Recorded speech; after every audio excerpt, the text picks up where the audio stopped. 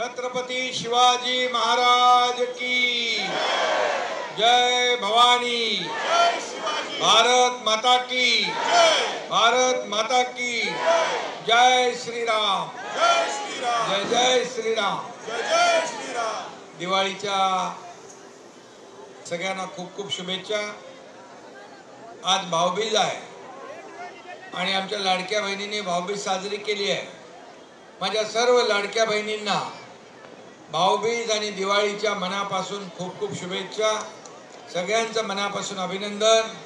आणि लाडके भाऊ पण आहेत, लाडक्या भावांना पण खूप खूप शुभेच्छा। सगळ्यांना दिवाळीच्या मनापासून शुभेच्छा। ही दिवाळी सर्वांना सुखाची, समृद्धीची, आनंदाची आणि आरोग्यदायी जावो अशा मनापासून शुभेच्छा। आपण इकडे दिवाळी साजरी करतोय, सण उत्सव आपले साजरे करतोय आणि काही ठिकाणी थोडं पुराचं दुःखाचं सावट आहे, परंतु त्या शेतकऱ्यांना, बळीराजांना देखील आपण वाऱ्यावर सोडलं नाही। त्यांच्या पाठीशी देखील आपलं सरकार पूर्णपणे खंबीरपणे उभं राहिलं आणि म्हणून त्यांची दिवाळी देखील आपण काळी होऊ दिली नाही। आणि म्हणून बळीराजाच्या घरी देखील आणि आपल्या सगळ्यांच्या घरामध्ये सुख, शांती, आरोग्य आणि समृद्धी नांदो अशा प्रकारच्या शुभेच्छा देतो। इथं खास करून हा जो काही दहिसर फेस्टिवल, दहिसर रिव्हर, आपला रिव्हर फेस्टिवल पहिल्यांदा पाहतोय मी। आणि खरं म्हणजे 5 वर्षापासून तुम्ही हा साजरा करताय आणि आपल्या सगळ्यांची इच्छा आहे की ही दहिसर नदी याचं पुनर्जीवित झालं पाहिजे आणि ती प्रदूषण मुक्त झाली पाहिजे।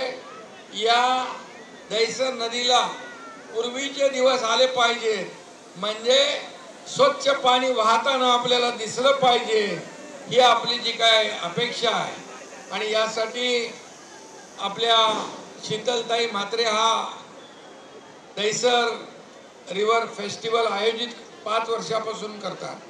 मला वाटतं यावर्षी मला येण्याचा योग मिळाला आणि नदी प्रदूषण मुक्त करणं, नदीचं शुद्धीकरण करणं, नदी पुनर्जीवित करणं ही काळाची गरज आहे। आणि पर्यावरणाचा समतोल राखण्यासाठी आपल्याला या सगळ्या गोष्टी कराव्याच लागतील।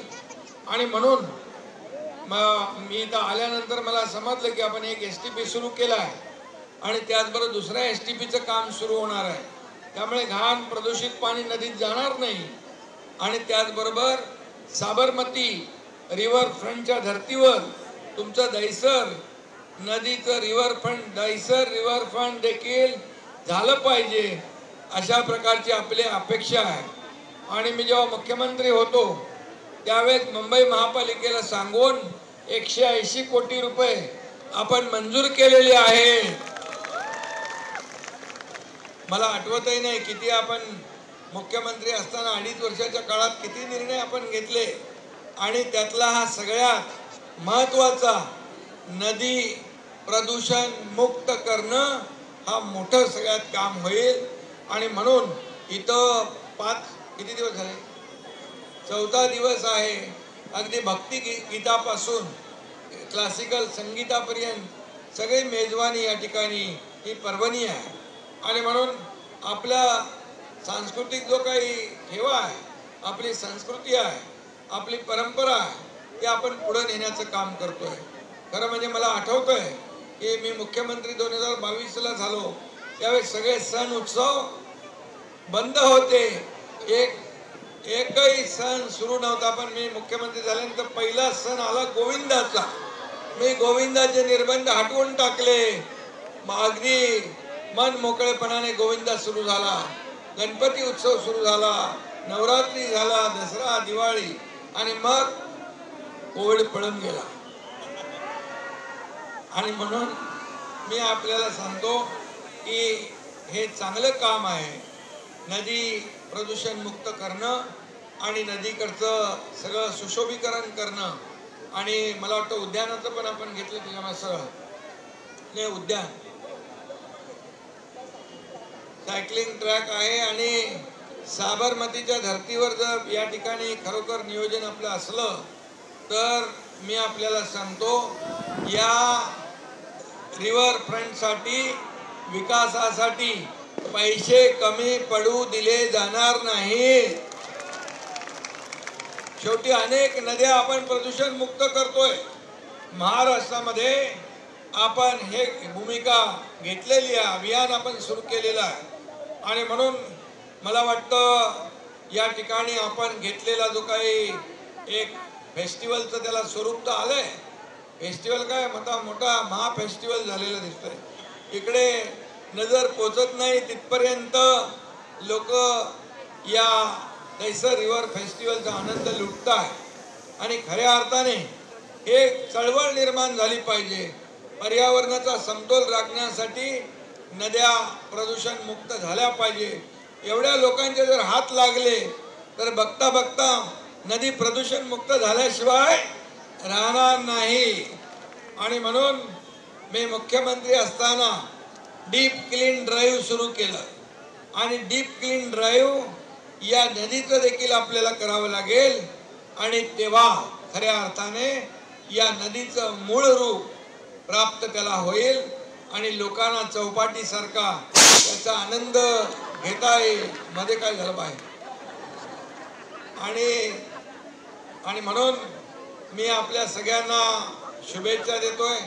फेस्टिवल म्हणजे दहिसर रिव्हर फेस्टिवलच्या म्हणजे नदी प्रदूषण मुक्त करण्याच्या चांगल्या हेतू मुळे आपण हा फेस्टिवल सुरू केला आहे आणि बघता बघता त्याला भव्य दिव्य स्वरूप प्राप्त झालेलं आहे। आमदार प्रकाश सुर्वेकर आहेत, पैसे काय कमी पडणार, राम यादव सगळे आपल्या दीक्षाताई आहेत, सगळे आपले पदाधिकारी इथं आहेत आणि ती गाडी कोणाची? दिघे साहेबांची गाडी दिली काय? होय होय साहेब। ज्या गाडीत बसून धर्मवीर साहेबांसोबत आपण अख्खा ठाणे जिल्हा पिंजून काढला आणि एक एक शिवसैनिक उभा केला, ती गाडी आमच्या दहिसरकरांचं सौभाग्य आहे की आज इथे उभी आणि आमची एक इच्छा आनंद दिघे साहेबांची गाडी आहे तिथं। हो आणि दिघे साहेबांनी देखील हा जिल्हा या लोकसेवेच्या जनसेवेच्या माध्यमातून पिंजून काढला आणि म्हणून त्यांना देखील मी विनम्र अभिवादन करतो। तुम्हाला सगळ्यांना मनापासून शुभेच्छा देतो। मगाशी आपल्या लाडक्या बहिणी इकडे आल्या होत्या। लाडकी बहीण योजना आपण सुरू केली, काही लोक तेव्हाही अफवा पसरवत होते, बंद व्हावी म्हणून प्रयत्न करत होते, आताही अफवा पसरवत आहेत ही लाडकी बहीण योजना बंद होणार। पण तुम्हाला मी सांगतो, तुम्ही मला या महाराष्ट्रातल्या तमाम लाडक्या बहिणींचा लाडका भाऊ ही ओळख दिलेली आहे, त्यामुळे लाडकी बहीण योजना कधीही बंद होणार नाही।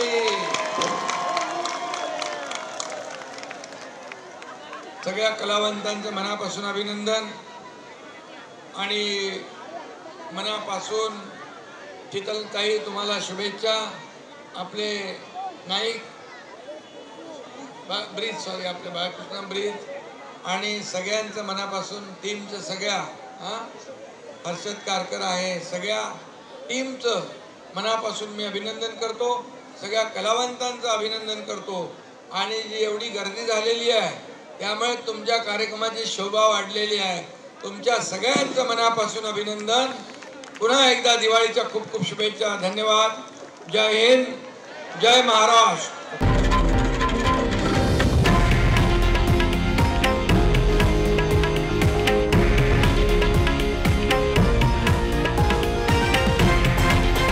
हे आहे देशातील नंबर 1 न्यूज नेटवर्क आणि आपण पाहत आहात TV9 मराठी, एकमेव।